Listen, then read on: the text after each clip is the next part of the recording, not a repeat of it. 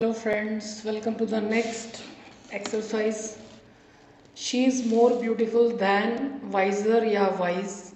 When she tickle means gudgudi karna. When she tickled the child, it started laughing, yeah, he started laughing. The team expressed their disagreement by taking off its caps, their caps. The team successfully reached the final by dint of की बदौलत. Their hard work, its hard work. He and you are likely to be selected. यानी आप दोनों के चुने जाने की possibility है, एरर बतानी है. जल्दी से आंसर लिखिए, फिर उसके बाद कुछ और भी हैं. शी इज़ मोर ब्यूटिफुल, एक ही व्यक्ति की बात हो रही है, उसके दो गुणों का कंपैरिजन हो रहा है, तो मोर लिखकर बाकी दोनों एडजेक्टिव पॉजिटिव डिग्री में आते हैं. So she is more beautiful than wise. ये आंसर्स नीचे भी लिखे हुए हैं. When she tickled the child, it, जो बहुत छोटा बच्चा होता है तो उसके लिए हम ही शी, अगर ज़रूरत है स्पेसिफिकली बताने की कि वो लड़का है या लड़की है, otherwise we use it. Normally it animals और नॉन लिविंग्स के लिए यूज़ होता है, लेकिन बहुत आप देखो हिंदी में हम कहते हैं बच्चा रो रहा है.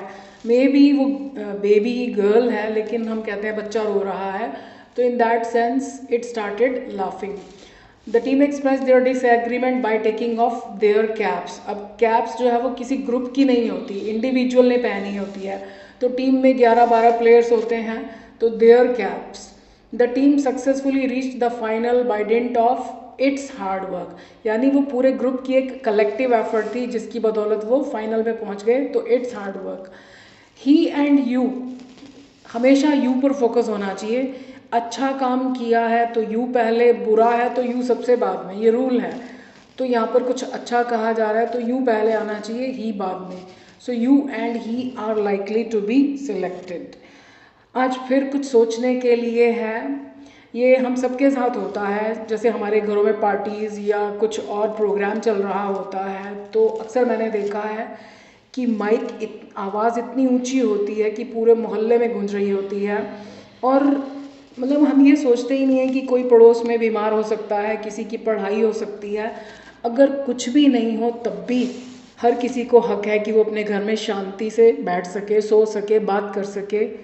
तो मेरी रिक्वेस्ट है आप सब लोगों से, हम में से कुछ लोग ऑलरेडी इस बात का ध्यान रखते होंगे, ऐसा नहीं है कि कोई नहीं सोचता, लेकिन जिन लोगों ने कभी इस चीज़ पर ध्यान नहीं दिया, तो मेरी रिक्वेस्ट है अगली बार जब भी आप कोई प्रोग्राम घर पर करें तो ध्यान रखिए कि वो आवाज़ सिर्फ आप तक ही रहे, पड़ोसी उससे डिस्टर्ब ना हो. कोई आकर कहता नहीं, इसका मतलब ये नहीं कि वो डिस्टर्ब नहीं हो रहे हैं.